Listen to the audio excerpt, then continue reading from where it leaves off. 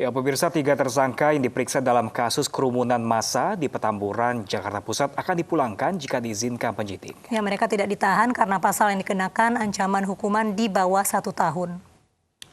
Penyidik Polda Metro Jaya hingga dini hari tadi memeriksa 3 tersangka kasus pelanggaran protokol kesehatan di Petamburan beberapa waktu lalu.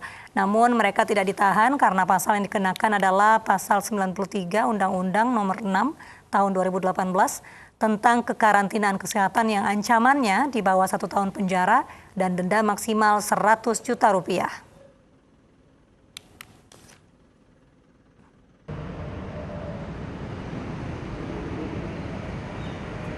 Tiga dari 5 tersangka kasus kerumunan massa di Petamburan, Jakarta Pusat menyerahkan diri ke Polda Metro Jaya setelah pimpinan FPI Rizik Syihab ditahan. Ketiga tersangka menyerahkan diri pada Minggu dini hari. Tinggal 2 tersangka lain yang belum menyerahkan diri, yakni penanggung jawab acara yang juga Ketua Umum FPI Ahmad Sobri Lubis, serta penanggung jawab keamanan acara yang juga Panglima FPI Maman Suryadi. Kami cuma mengharapkan yang 2 lagi yang sampai dengan saat sekarang ini belum menyerahkan diri untuk segera menyerahkan diri.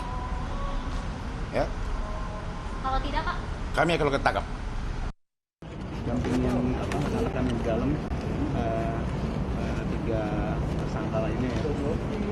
Alhamdulillah udah hampir selesai untuk tinggal nanti administrasi selesai. Sepertinya mereka bisa diperbolehkan menurut informasi ya. Ini nggak ditahan, Bang? Tidak seperti harapan mereka. Pemirsa, tim kuasa hukum Rizik Syihab akan mengajukan pra-peradilan setelah pimpinan FPI tersebut ditahan oleh Polda Metro Jaya. Polda Metro menyatakan penahanan Rizik Syihab untuk memudahkan proses penyidikan atas kerumunan di Petamburan, Jakarta.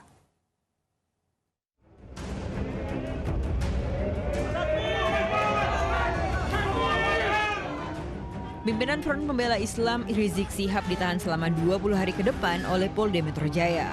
Merespon penahanan pimpinannya, pihak FPI akan mengajukan pra-peradilan. Kalau itu kita ada rencana untuk pra-peradilan terkait proses penangkapan, penahanan dan penetapan tersangka. Tetapi itu teknis. Kita juga menghormati pihak kepolisian. Tadi pihak Habib Rizik juga mengatakan berterima kasih lagi-lagi, kebesaran hati beliau luar biasa mendapat perlakuan seperti itu, tapi tetap bersyukur dan berterima kasih kepada pihak kepolisian atas perlakuan baiknya, dan kami salut dengan beliau. Polisi menegaskan penahanan Rizik untuk mempermudah proses penyidikan atas kasus yang menjerat pimpinan FPI ini. Rizik dijerat dengan pasal 160 dan 216 KUHP tentang penghasutan dan melawan petugas dengan ancaman hukuman maksimal 6 tahun penjara. Alasan penahanan ada 2, yaitu objektif dan subjektif. Untuk objektif, ya ancaman di atas 5 tahun. Kemudian yang subjektif, kenapa dilakukan penahanan? Yang pertama, agar tersangka tidak melarikan diri. Kemudian tersangka tidak menghilangkan barang bukti. Dan yang ketiga adalah tidak mengulangi perbuatannya. Dan intinya juga dilakukan penahanan adalah untuk mempermudah proses penyidikan. Gitu. Sebelumnya Rizik tidak memenuhi panggilan Polda Metro Jaya sebanyak 2 kali dengan alasan sakit dan dalam masa penyembuhan. Polisi pun menetapkan Rizik sebagai tersangka atas kasus kerumunan di Petamburan pada Kamis lalu. Kini Rizik ditahan hingga 31 Desember mendatang di Rutan Narkoba Polda Metro Jaya. Tim Liputan iNews melaporkan. Ya, pemirsa, Presiden Jokowi menegaskan hukum harus ditegakkan untuk melindungi masyarakat. Namun Presiden mengingatkan aparat penegak hukum harus patuh pada prosedur saat menindak. Untuk itu tidak boleh ada warga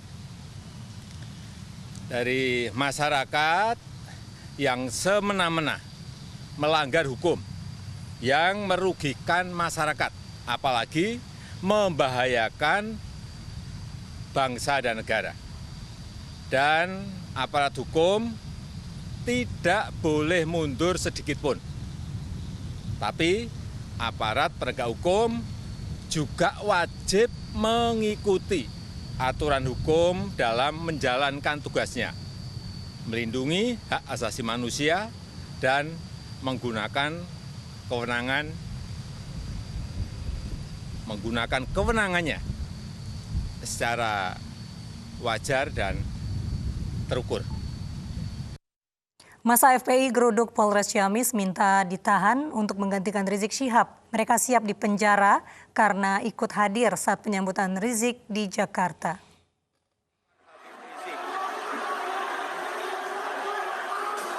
Inilah detik-detik ratusan massa FPI yang merangsek masuk ke ruang Mapores Ciamis Minggu sore. Namun aksi mereka dihadang aparat dan pimpinan aksi untuk tidak masuk dan meminta aksi dilakukan di halaman Mapores Ciamis. Mereka ingin menyerahkan diri untuk ditahan karena turut serta dalam kerumunan penyambutan Habib Rizik saat kedatangannya di Jakarta. Dan mereka menyatakan siap dihukum untuk menggantikan Habib Rizik. Kami datang ke Polres Ciamis dalam rangka untuk menyerahkan diri tanggung jawab kami kepada Imam Besar Habib Rizik. Kenapa kami tanggung jawab? Karena pada saat Habib Rizik datang ke Indonesia, kami datang ke bandara, kami hadir di Petamburan, pernikahan beliau, putrinya, sehingga dengan datangnya kami ke tempat itu, merasa kami bersalah.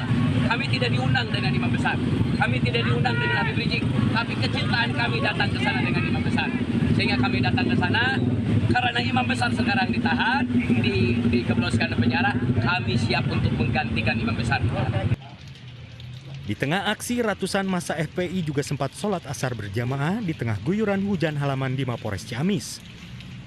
Mereka akan terus melakukan aksi serupa yang lebih besar, bahkan akan berangkat ke Jakarta untuk minta keadilan dan menuntut pembebasan Habib Rizik. Dari Ciamis, Jawa Barat, Acep Muslim, iNews melaporkan. Sementara itu, pemirsa, di Treskrimsus Polda Jawa Timur menangkap 4 anggota Ormas Front Pembela Islam Pasuruan, Jawa Timur karena mengancam Menko Polhukam Mahfud MD di media sosial. Para tersangka dijerat Undang-Undang ITE dan terancam 6 tahun penjara.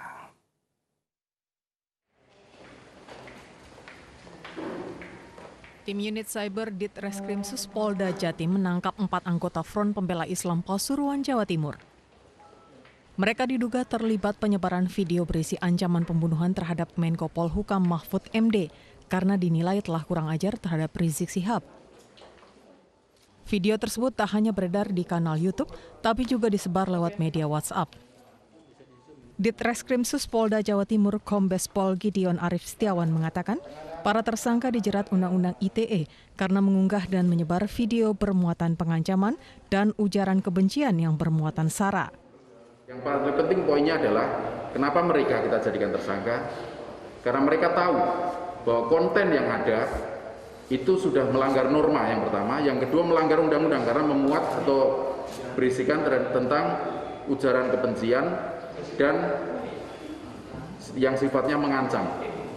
Ini konten yang dilarang di dalam Undang-Undang Informasi Transaksi Elektronik sesuai dengan pasal 27 ayat 4 dan 28. Atas perbuatannya, para tersangka terancam 6 tahun penjara. Dari Surabaya, Rahmat Ilyasan, iNews melaporkan. Densus 88 menangkap seorang terduga teroris di Kabupaten Lampung Timur, Lampung. Terduga teroris yang tertangkap terlibat bom Bali 1 dan telah buron selama 18 tahun. Terduga teroris yang ditangkap di kawasan Lampung Timur bernama Zulkarnain asal Sragen, Jawa Tengah. Namun dari tangan terduga pelaku, polisi tak menemukan barang bukti apapun. Zulkarnain adalah alumni pertama pelatihan militer Afghanistan tahun 1987 sampai 1999, diketahui sebagai salah satu perencana bom Bali 1 tahun 2002. Pasca bom Bali 1, Zulkarnain dalam pelarian selama 18 tahun dan hidup berpindah-pindah.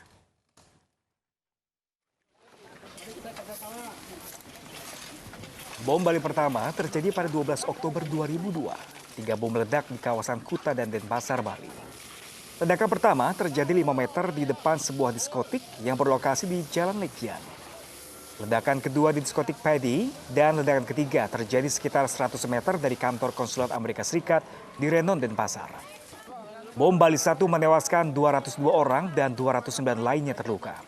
Mayoritas korban merupakan warga negara Australia.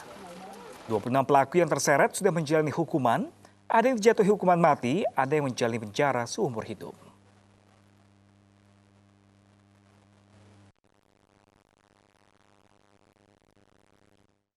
Ya, pemirsa, Badan Nasional Penanggulangan Teroris tengah menginvestigasi penjaringan dana teroris melalui kotak amal. Ya, BNPT mengimbau masyarakat mewaspadai pemberian dana di kotak amal dari lembaga yang tidak jelas.